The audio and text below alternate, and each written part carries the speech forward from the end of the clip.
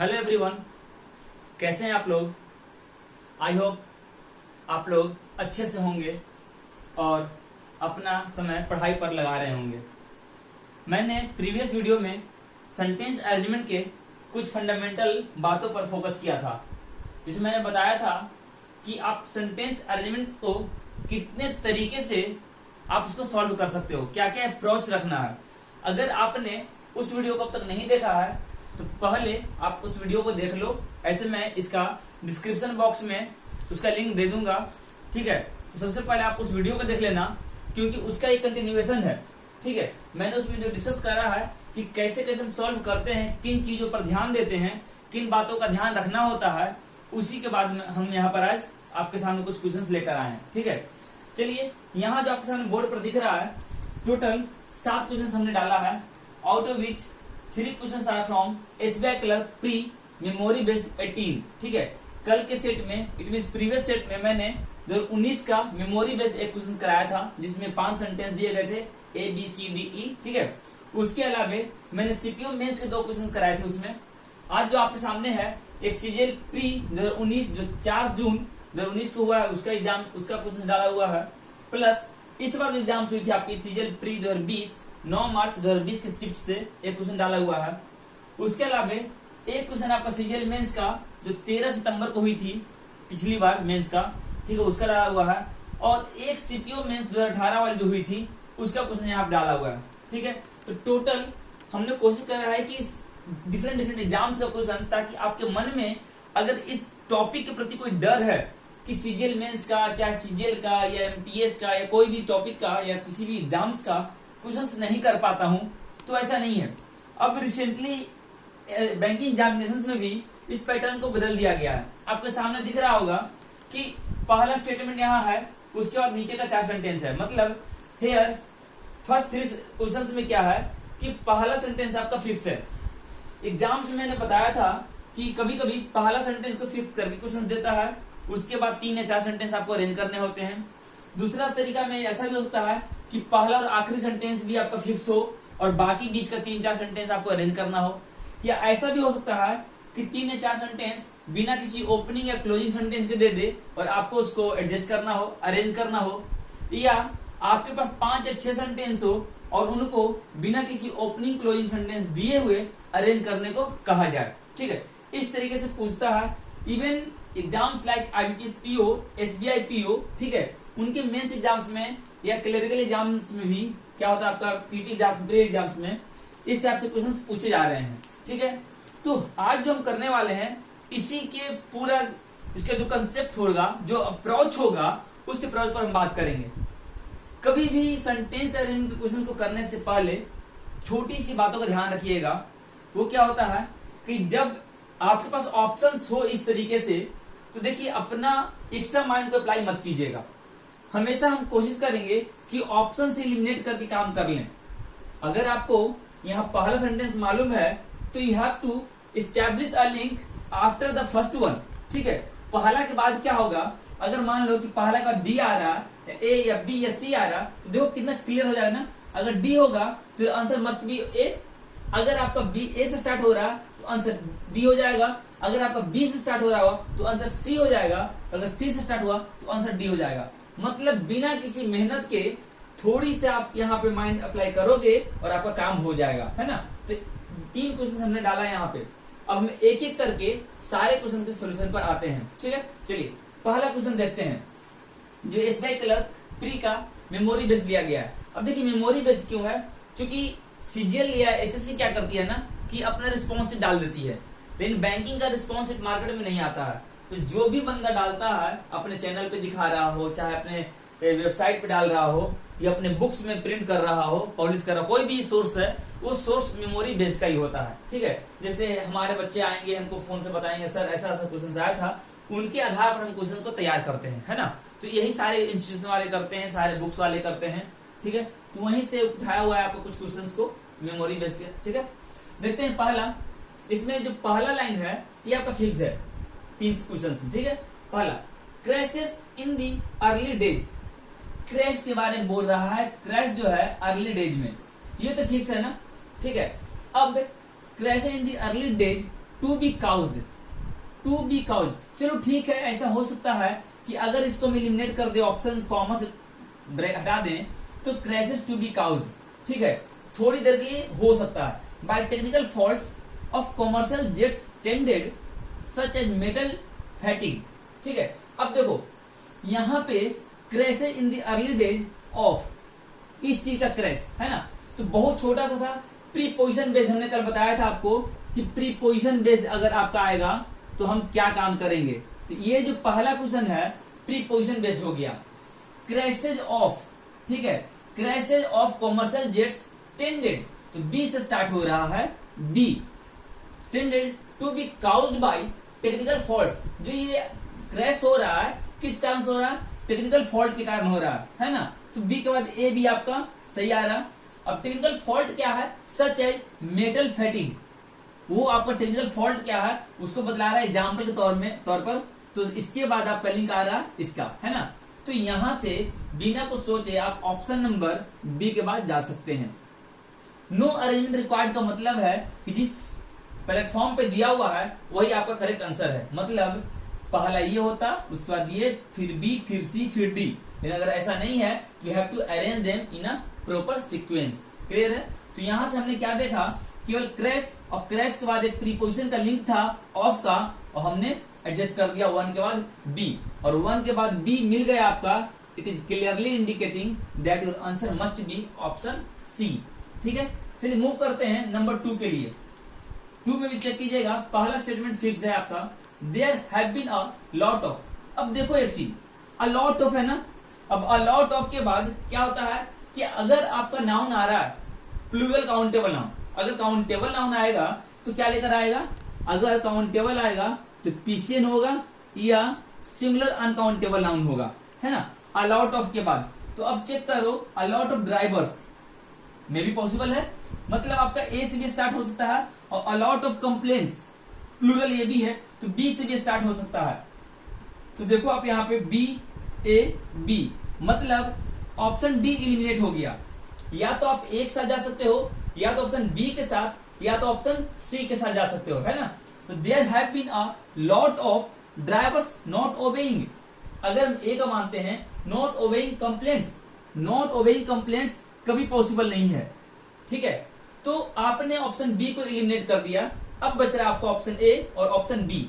अब चेक कर लो, बी यहां पे दिख रहा है, there have been a lot of drivers not obeying what, not sorry, a lot of complaints recently about, किसके बारे में कंप्लेन आ रहा है, रिसेंटली अबाउट ड्राइवर्स, ड्राइवर्स के बारे में कंप्लेन आ रहा है। क्या कंप्लेन आ रहा है, not obeying the speed limit, ठीक है, इन डाउनटाउन बोस्टन, मतलब डाउनटाउन बोस्टन में जब चल रहे हैं वो लोग तो स्पीड लिमिट को ध्यान में नहीं रख रहे हैं। ये मतलब हो गया आपका यहां से आंसर ए।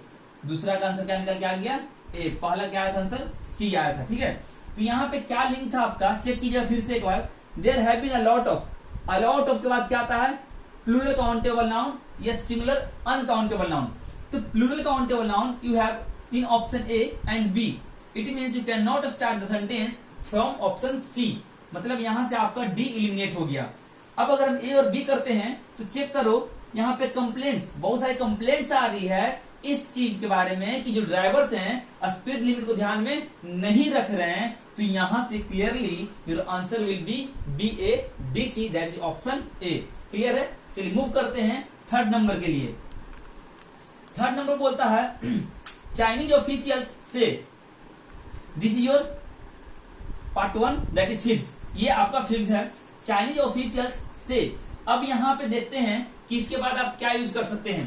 तो से के बाद क्या आ सकता है, वोट से drop to a thrill year, क्या ड्रॉप हो गया नहीं पता है, मतलब ए से, देखो आपका ऑप्शन भी नहीं है ए से, तो इस कभी स्टार्ट नहीं हो सकता है। बी से हो सकता है क्या, चाइनीज ऑफिशियल से low because of economic growth has. देखिएगा अभी कुछ भी क्लियर नहीं हुआ है कि क्या यहां से आ रहा है, लेकिन अगर आप बी चुनते हो तो बी से आप सेंटेंस को फुलफिल नहीं कर पा रहे हो। चाइनीज ऑफिशियल से लो बिकॉज ऑफ, वो क्या बोल रहे हैं लो बिकॉज ऑफ, तो बी से भी आप स्टार्ट नहीं कर सकते हैं सेंटेंस को, मतलब ऑप्शन ए और सी भी इलिमिनेट हो गया। अब बचा आपका बी और डी, या तो आप ऑप्शन बी के साथ जाओगे या तो आप ऑप्शन डी के साथ जाओगे। अब देखो दोनों में एक लिंक है, सी के बाद ए, मतलब आप सी से स्टार्ट कर लो। चाइनीज ऑफिशियल से इकोनॉमिक ग्रोथ हैज, ठीक है, has drop to a 3 year low, है ना। तो देखो ये ए के बाद बी का कितना तगड़ा रिलेशन है ना, तो यहां से आपको निकल के आ गया बी। तो क्या यहाँ पे लिंक क्या था ये समझिएगा आप। चाइनीज ऑफिशियल से क्या कहा उन्होंने, ठीक है, तो ये आपका ऑब्जेक्ट लेकर आएगा, तो ऑब्जेक्ट के रूप में या फिर एक सेंटेंस कनेक्ट कर रहा है, वो सेंटेंस आपका स्टार्ट हो रहा है इकोनॉमिक ग्रोथ हैज। हैज के बाद क्या चाहिए, हैज के बाद आपका V3 चाहिए, हैज के बाद क्या चाहिए, V3 चाहिए, जो आपका पार्ट ए में डाला हुआ है। ड्रॉप टू 3 ईयर ओल्ड, मतलब अपने 3 साल के सबसे निचले लेवल पर आ गया है, तो 3 ईयर लो। तो यहां से आपका ए के बाद बी का भी रिलेशन क्लियर दिख रहा था, और सी के बाद ए का रिलेशन क्लियर दिख रहा था, और सी ए बी आप ढूंढ लेते तो ऑप्शन नंबर बी में आपको मिल गया होता। ठीक है, तो क्वेश्चंस करने आसान होते हैं, बशर्ते कि आप अपना जो माइंड है, जो कंसेप्ट है, या जो टेक्निक आप यूज कर रहे हो, वो सही डायरेक्शन में आप लगाओ। ठीक है, और आपका एसएससी एग्जाम्स या आप जो बैंकिंग भी पूछने लगी है, आप ऑप्शंस के हिसाब से कर सकते हो क्वेश्चंस को, इसके लिए परेशान नहीं होना। ठीक है, चलो जो मैं नेक्स्ट क्वेश्चन देख रहा हूं वो है आपको सीजीएल प्री 2019 में पूछा हुआ 4 जून को। यहां से देखते हैं कि इसका क्या होगा। ठीक है, तो सबसे पहले देखते हैं 4 का।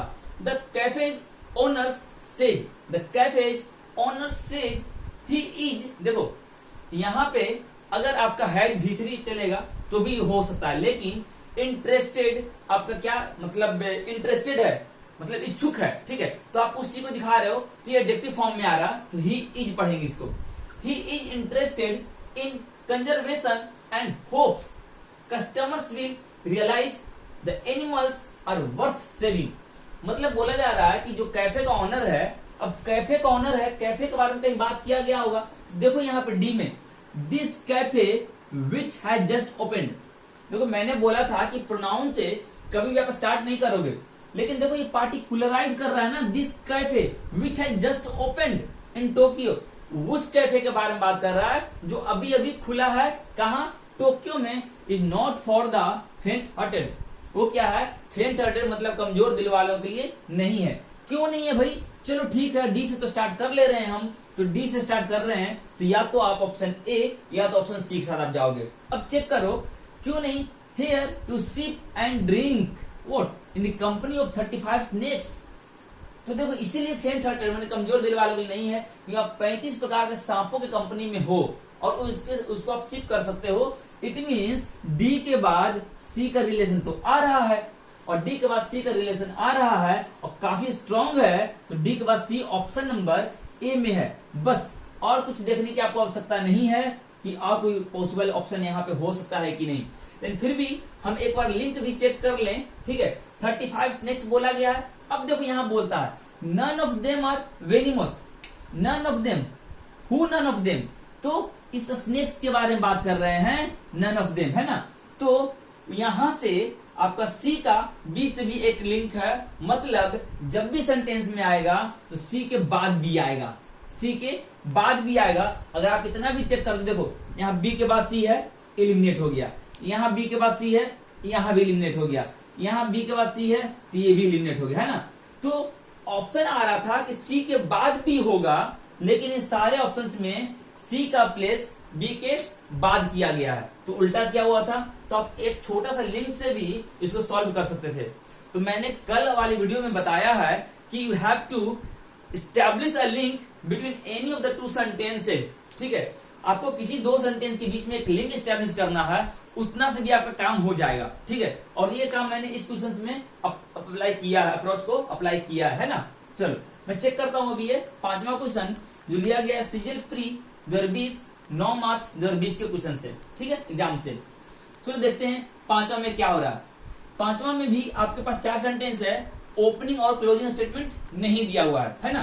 तो पहला क्या बोलता है, they were all very bright and eager to learn and the sage was proud of them. Sage किसके बारे में प्राउड कर रहा है ना, तो ये हमको पता नहीं चल रहा है, तो थोड़ी देर के लिए इसको होल्ड कर लेते हैं, थोड़ी देर के लिए इसको होल्ड कर लेते हैं। ठीक है, तो अभी ए आपका स्टार्ट नहीं हो रहा है, मतलब ए से स्टार्ट अगर नहीं करते हैं तो ए और सी आपका एलिमिनेट हो गया। ए और सी एलिमिनेट हो गया, ठीक है, जो कि आराम से एलिमिनेट हो गया। अब या तो बी या तो डी के साथ आप जाओगे। अब चेक करते हैं, बी से स्टार्ट नहीं होना है दोनों ऑप्शन में, तो बी हम चेक भी नहीं करेंगे, सी और डी स्टार्ट करते हैं। सी बोलता है वंस अपॉन अ टाइम।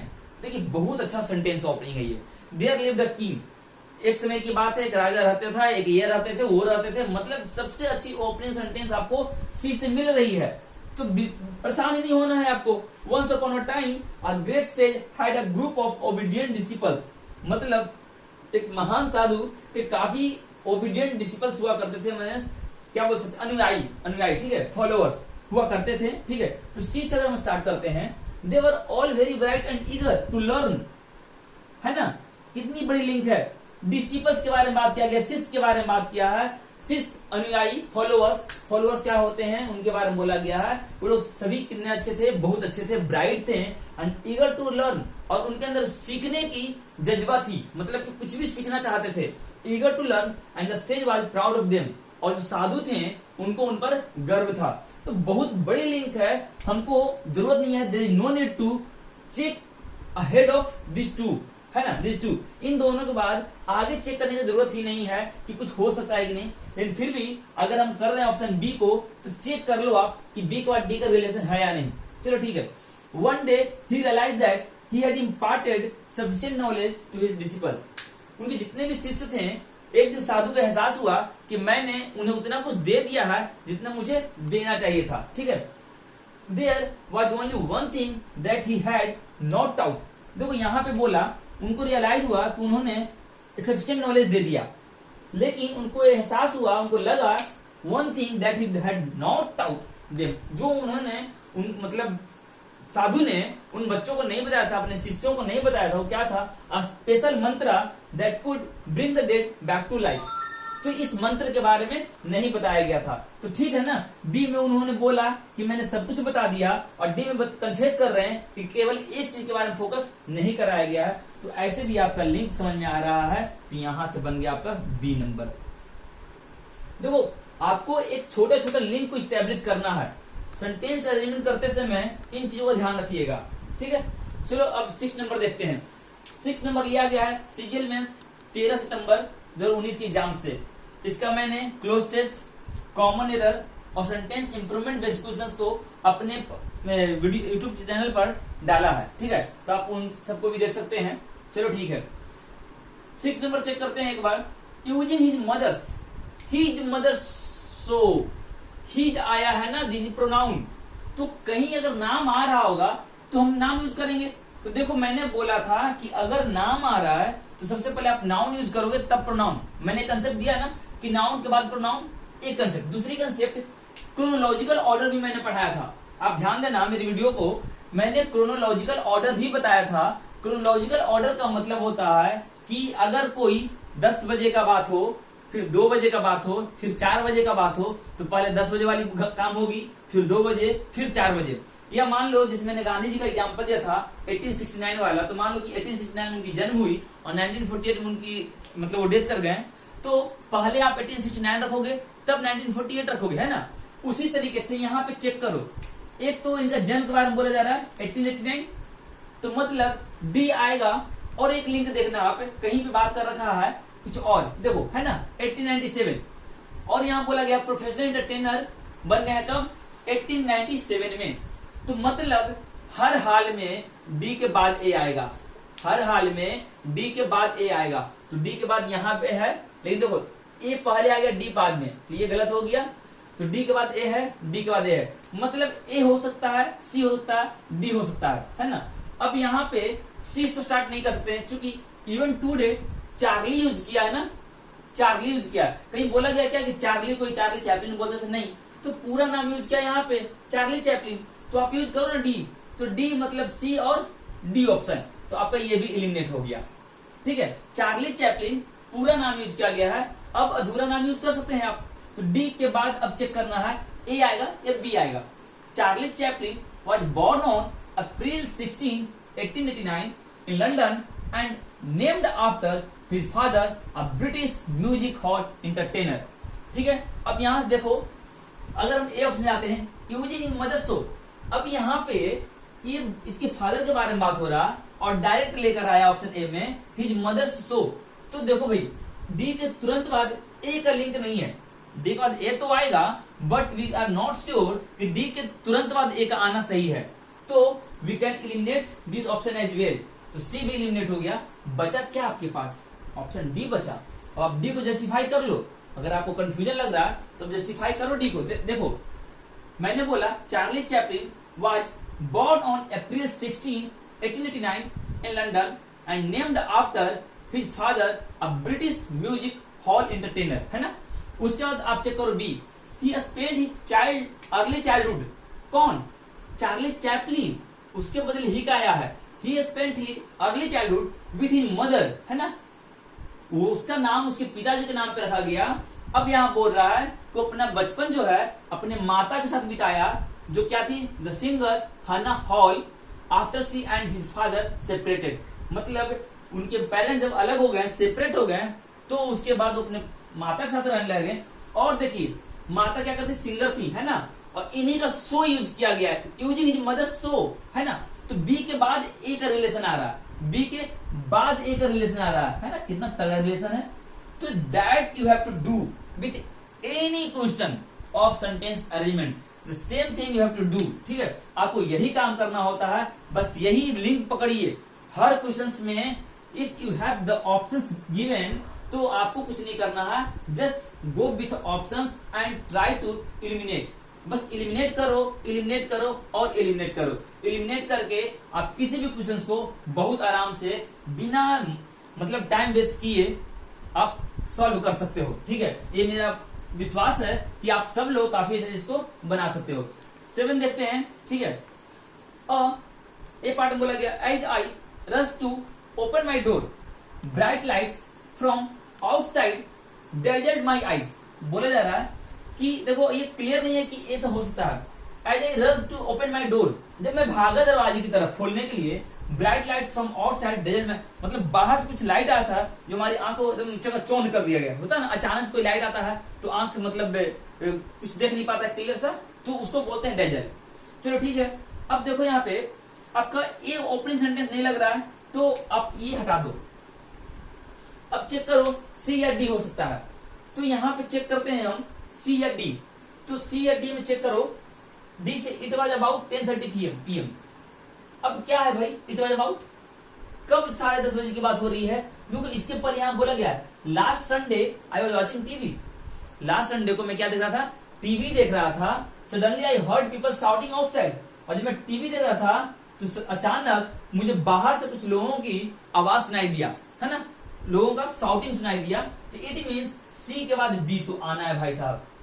बच्चों ये आपको समझ में आ रहा है कि सी के बाद बी तो आएगा, क्योंकि यहाँ क्लियर बोल रहा है last Sunday I was watching TV, मैं क्या कर रहा था, टीवी देख रहा था। सडनली अचानक आई हर्ड पीपल, देखो एक बहुत बड़ा लिंक डाला हुआ है सडनली का, मैं टीवी देख रहा था और अचानक ही कोई आवाज हुआ, ठीक है। और जब आवाज हुआ तो it was about 10:30 PM, 10:30 PM मतलब वो रात का 10:30 बज रहा था, ठीक है। तो इतना लिंक काफी है मेरे भाई, सी बी डी और ए।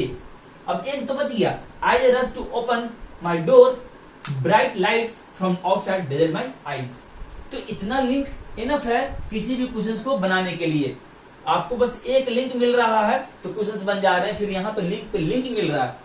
यही आपको काम करने होते हैं किसी भी सेंटेंस अरेंजमेंट के क्वेश्चंस को करने के लिए। देखिए मैं ये नहीं कहता कि आपसे नहीं हो रहा है आप छोड़ दो, आप करो।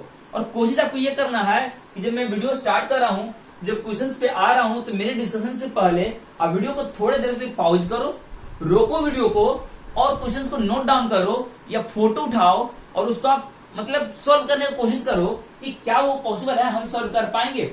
और उसका जब मैं बता रहा हूँ तो आप देखो कि क्या मैंने जो बताया है आपने भी वैसा ही कुछ सोचा था, क्योंकि यहाँ जो मैंने चीजें बताई है, मैंने अपने वीडियो जो डाला है लास्ट, उसी वीडियो को लिंक करते हुए मैंने बताया है। मैंने देखो मैंने नाउन के बाद प्रोनाउन वाली बात भी यहाँ कराई है, आपको क्रोनोलॉजिकल ऑर्डर भी कराई है, ठीक है। उसके बाद मैंने आपको प्रीपोजिशन बेस्ड भी कराया है, ठीक है। आपको यहाँ पे आपको क्या बोल रहे हैं, मतलब कि सब कुछ को समराइज करके मैंने देने की कोशिश किया है कि कितने अच्छे तरीके से आप इस चीज को कर सकते हो। तो sentence arrangement is nothing but a reordering of the given sentences in a proper sequence, है ना। तो बहुत आराम से हमने इस काम को किया है। मैं आगे भी इसी तरह के वीडियो में मिलूंगा और मैं फिर बात करूंगा कि और भी इस करियर को कैसे बढ़ाया जाए, और कुछ क्वेश्चन को देखूंगा। ठीक है, चलता हूं, फिर मिलूंगा। तब तक के लिए bye, take care and thank you for watching my video.